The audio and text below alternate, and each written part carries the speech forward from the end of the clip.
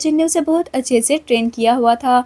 इस पर चांगली कहती है कि उसे समझ लग गई वो उसे किस पर्पस के लिए अप्रोच कर रहा था, पर चांगली हर फैमिली को बिट्रे नहीं करेगी। इससे पहले कि शाओटिंग उसे कोई जवाब देता, उसे आचन की कॉल आ जाती है और शाओटिंग ने कहा कि उसके आने से पहले वो मैन जिंदा रहना चाहिए। फिर उसने चांगली के फोन में अपना नंबर सेव किया और कहता है कि चांगली उसके लिए हर वक्त अवेलेबल रहनी चाहिए और वहाँ से चला जाता है। दूसरी तरफ चिंगयू अपने फ्रेंड्स के साथ बैठा ड्रिंक कर रहा था और उसके फ्रेंड्स चांगली के बारे में पूछने लगे। वो कहते हैं कि क्या वो अभी तक चांगली को हासिल नहीं कर पाया था। तो चिंगयू ने उन्हें बताया कि वो एक मदरलेस चाइल्ड है जिसकी उसकी लाइफ में कोई भी वैल्यू नहीं थी। इस तरह की वो बहुत सी लड़कियां हासिल कर सकता है। चांगली क्या चीज थी। फिर उसके फ्रेंड ने एक मेडिसिन दिखाई और कहता है कि वो न्यू मेडिसिन आई थी, क्या चिंगयू ट्राई करना चाहता है। ये बात सुनकर चिंगयू ने चांगली को कॉल की और कहने लगा कि उसने बहुत ज्यादा ड्रिंक कर ली थी, इसलिए चांगली उसे पिक करने के लिए आ जाए।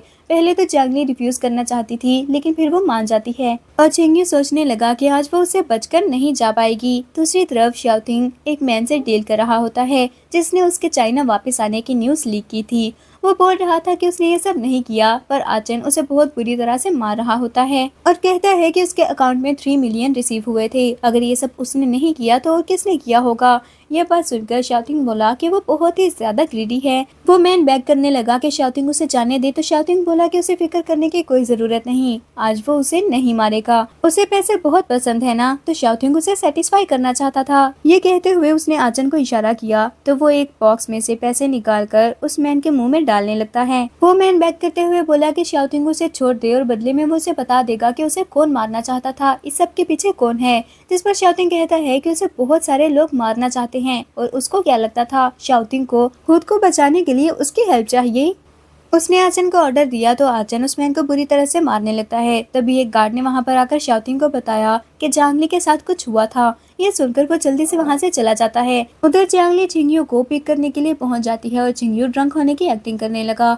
जैसे ही चांगली उसे लेकर वहां से जाने लगी तो चिंगयू के फ्रेंड्स ने उसे रोक लिया और कहते हैं कि उन्होंने बेट लगाई थी, आज उनमें से जो भी ड्रंक हो जाएगा उसे बिल पे करना पड़ेगा। ये सुनकर चांगली बोली कि जो भी बिल है वो उसे सेंड कर दें, वो पे कर देगी। पर वो कहते हैं कि वो इतने भी बुरे नहीं थे कि एक लड़की से बिल पे करने को कहें। तो चांगली को बस वो एक ग्लास वाइन का पीना होगा और वो उसे जाने देंगे। चांगली हेजिटेट फील करती है और रिफ्यूज करने ही वाली थी, लेकिन चिंगयू जल्दी से कहता है कि वो चांगली की जगह पर पी लेगा। ये सुनकर चांगली ने कहा कि नहीं, उसने पहले ही बहुत ज्यादा ड्रिंक की हुई थी, उसके लिए और ड्रिंक करना अच्छा नहीं है। और उन सबसे पूछने लगी कि क्या सिर्फ उसे एक ही ग्लास पीना पड़ेगा। उन्होंने जल्दी से हाँ कहा तो चांगली वो वाइन पी लेती है। पर वो जैसे ही चिंगयू को अपने साथ लेकर जाने लगी तो उसे चक्कर आने लगे थे और वो बेहोश हो जाती है और चिंगयू उसे अपने साथ एक रूम में ले गया। वो चांगली को बेड पर लिटाते हुए कहता है कि उसके सामने वो प्योर और इनोसेंट होने की एक्टिंग कर रही थी, पर उसे बहुत अच्छे से पता है कि आजकल की लड़कियां कैसी होती हैं। इसके बाद वो शावर लेने के लिए चला जाता है। शाओटिंग भी होटल पहुंच चुका था। उसने रिसेप्शन पर जाकर चिंगयू के रूम के बारे में पूछा, पर वो लड़की उसे बताने से रिफ्यूज कर देती है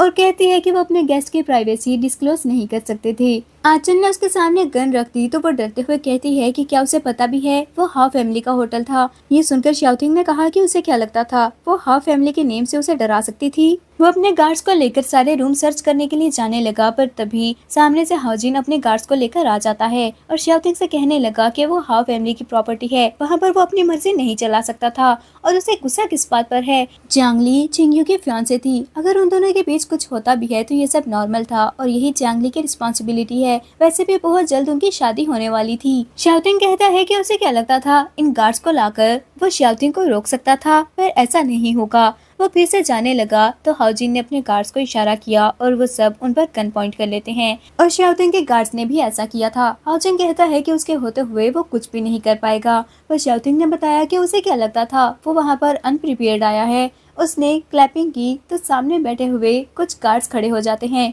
जिन्होंने हाउजिन पर गन पॉइंट कर ली थी और कहता है कि अब हाउजिन उसे नहीं रोक पाएगा। फिर वो हाउजिन के कान में बोला कि क्या वो सोर्स कोड के बारे में भूल गया था। चांगली को अगर पता चल गया कि 5 साल पहले क्या हुआ था तो वो इस सब के बारे में भूल ही जाए। हाउजिन को इस पर बहुत गुस्सा आया, पर शाओटिंग अपने गार्ड्स को लेकर वहाँ से चला जाता है। चिंगयू जैसे ही शावर लेकर बाहर आया तो उसने देखा कि सामने शाओटिंग बैठा हुआ था और हाउजिन भी वहीं पर खड़ा होता है। उसे देखकर चिंगयू डर गया और कहने लगा कि वो वहाँ पर क्या कर रहा था। तभी आचन भी वहाँ पर आ गया जो शाओटिंग को बताता है कि उन्होंने पता कर लिया था।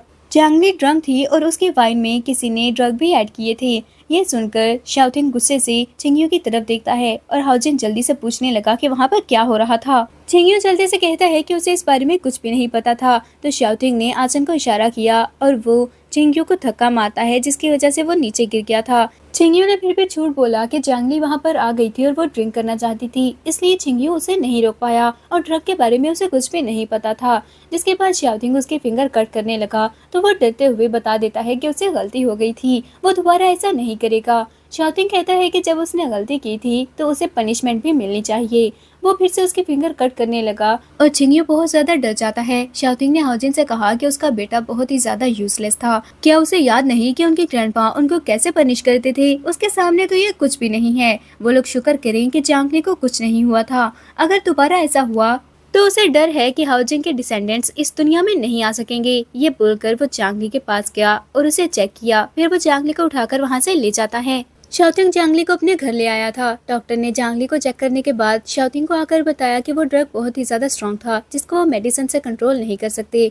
अब ये जांगली पर डिपेंड करता है कि वो खुद को कितना कंट्रोल कर सकती थी और ये सब कैसे फेस करेगी। डॉक्टर ये सब बताकर वहाँ से चला गया और थोड़ी देर बाद मेड परेशानी से बाहर आती है और शाओटिंग को बताने लगी कि जांगली की कंडीशन बहुत ज्यादा खराब हो रही थी। शाओटिंग ने जल्दी से रूम में जाकर जांगली का टेम्परेचर चेक किया, पर जांगली उसे पकड़कर किस करने लगती है। तो शाओटिंग उसे उठाकर वॉशरूम में ले गया और ठंडे पानी में बिठा दिया। लेकिन जांगली उसका हाथ पकड़कर रोने लगी। उसे अपनी मदर की याद आ रही थी और वो कहती है कि वो लोग उसे छोड़कर ना जाएं और उसे नहीं पता था कि ऐसा करते हुए उसने अपने नाखून से शाओटिंग के हाथ पर कट लगा दिया था।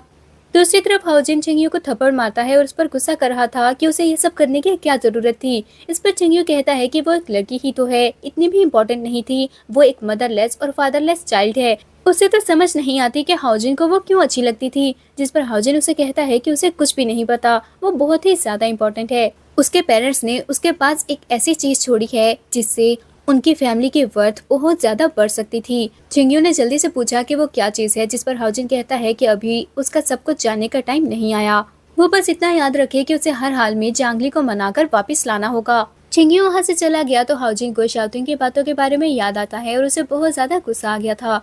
नेक्स्ट डे जब जांगली उठी तो सामने शाओटिंग को देखकर उसे गुस्सा आ जाता है और वो उसे पिलो मारते हुए कहती है कि वो वहाँ पर क्या कर रहा था। शाओटिंग उसे पूछता है कि क्या उसे याद नहीं कल क्या हुआ था और फिर अपना हैंड दिखाते हुए बताने लगा कि विक्टिम तो वो था। जांगली को सब कुछ याद आया और वो पूछती है कि क्या कल शाओटिंग ने उसकी जान बचाई थी। शाओटिंग ने उसे सब कुछ बताया कि चिंगयू उसके साथ क्या करना चाहता था, पर जांगली उसे कहती है कि वो ग्रेटफुल है कि शाओटिंग ने उसकी जान बचाई थी, पर उन दोनों का वर्ल्ड सेम नहीं है और वो दोनों एक दूसरे से बहुत अलग थे, इसलिए आज के बाद वो उससे नहीं मिलना चाहती थी। ये बताते हुए उसने अपना फोन निकालकर शाओटिंग का नंबर भी ब्लॉक कर दिया। जांगली ये बताकर वहाँ से चली गई, तभी आचन वहाँ पर आता है और शाओटिंग को बताने लगा कि 5 साल पहले कार एक्सीडेंट के बारे में उन्हें कुछ क्लू मिला है। जांगली अपने ऑफिस में बैठी काम कर रही थी, तभी उसकी एक कलीग उसके पास आई और बताने लगी कि कोई उसे मिलने के लिए आया था। ये सुनकर जांगली बाहर जाती है, पर जब उसने सामने चिंगयू को देखा जो फ्लावर्स लेकर खड़ा हुआ था तो वो वापस जाने लगी, पर चिंगयू जल्दी से उसके सामने नील डाउन करके उसे फ्लावर्स देने लगा और कहता है कि उसे पता है उसे गलती हो गई।